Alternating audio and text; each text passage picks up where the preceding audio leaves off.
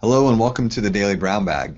Today we're going to be talking about some recent news from Google that they're now going to be selectively allowing some banner ads in search results, something we thought would never happen.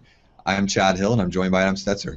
Yeah, good morning, Chad. Welcome to the Brown Bag. We're exploring this change from Google and trying to understand what's going on. Here's a little bit of the backdrop. We've been reporting on Google revenue and numbers, and while they're still the dominant player in internet advertising, their cost per click has been decreasing now 8 straight quarters in a row. So, while they're seeing nice growth as a company and they enjoy dominance with their brand and near monopoly on some of the ad revenue on the internet, they do see some signs, and I'm sure their shareholders are really pushing them for new and exciting ways to increase revenue. We've seen mobile creeping into their strategy as more and more ads are being shown on mobile. But as Chad and I have discussed in previous brown bags, the cost per click, I think on mobile was a whole lot lower. The conversions a whole lot lower. A lot more impressions without conversions. So I think Google is experimenting with new ways to try to push more ads out there. And so let's talk about what's happening today. For the first time, they're actually testing banner ads that would show on Google.com. So that's a brand new thing. In a very limited way, though. They would only do this for branded search results, and they're really starting small. They've got a very small group of about 30 advertisers. These include brands such as Virgin America, Nike, and Crate & Barrel, and they're saying they're only showing them for about 5% of the searches. So they're in typical fashion, Chad, they're dipping their toe into what might be a new avenue for them in terms of advertising, a different medium to show it, and it's on Google.com. But it's something they did say would never happen. So is there controversy here? What do people need to know?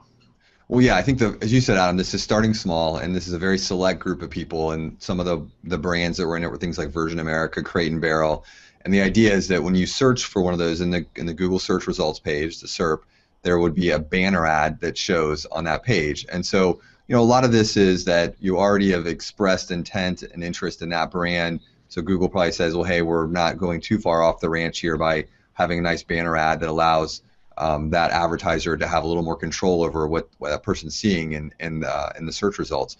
And for one thing, I've from back when people really used to buy out the AOL welcome page and Yahoo homepage, these placements are huge money makers for these advertising companies like Yahoo and AOL in the day, and of course Google now. So Google is looking for ways to grow revenue. This is one thing, but one thing that's interesting here, Adam, is that everything Google does is always starts with a measured test. So yes, it's currently limited to big brands and only on their branded search queries, but it's interesting because this might be the beginning of other things. And that was one of the points we wanted to make here, is that if you go back 5 years and you look at what a Google search results page looked like then, and you compare it to now, it's a radically different place. I mean, we've got in the current search results, we have product listing ads, we have integration with Google Plus. There's images that are showing up. So they're more and more making that page surface content that's compelling and interesting, that doesn't require someone to click on one of the blue links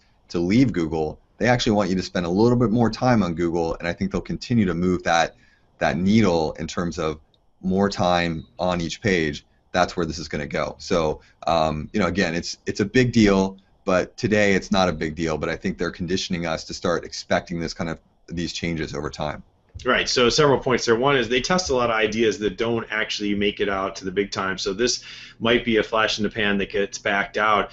But I actually don't think so. I think this is, to your point, Chad, kind of the evolution we've been seeing from them. So what does this mean for small business players and the internet marketers we work with and the resellers and the distributors working with small businesses? It may actually be positive because now you actually can get a little more brand control on Google.com when people actually search for your name, which is most likely the number one place people are looking for you. So that may be a positive. And I think the last point, as you outlined in the evolution of the changes of their search output, to me this is inevitable.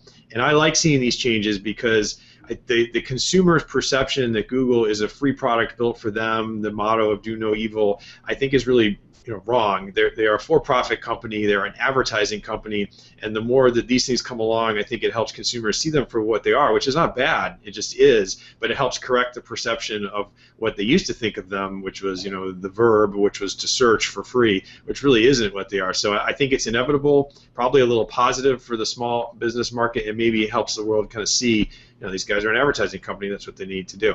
We'd be interested in your perception. Did they violate something they said they would never do by putting branded banners on Google.com? Do you see this as a positive or negative? We'd like to know if your small business customers would find this and a good enhancement to their advertising program.